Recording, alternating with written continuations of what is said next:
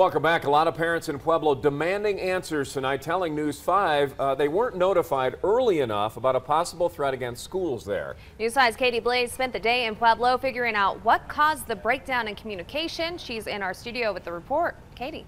Rob, Elizabeth, parents I spoke to are upset. They dropped their kids off at school this morning with no indication that anything was wrong. Now, some tell me they found out about the possible threat through social media before they heard anything from the school district.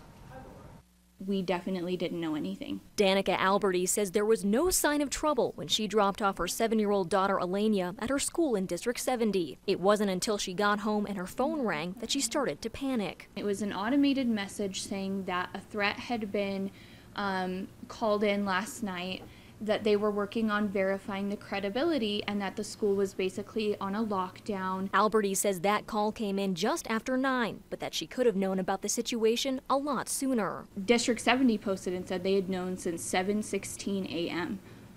Well, why did you not notify us until after 9 o'clock? Why did you let us drop off our children? Why was there such a big delay? It doesn't make sense. I, as a parent, am highly upset and disappointed in School District 70 because I walked my child up to school this morning. I walked her through the crosswalk. Other parents walked their children inside. There was no mention of a threat. Alberti says after finding out about the possible threat, she picked Elenia up and brought her home. Your children are your life. And I think people forget how real Sandy Hook was and how real Columbine was until something happens again. We shouldn't forget. We should treat everything as if it's the real thing and not be lackadaisic. She says the school district dropped the ball. I would like answers. I'm sure other parents want answers, and we want the truth.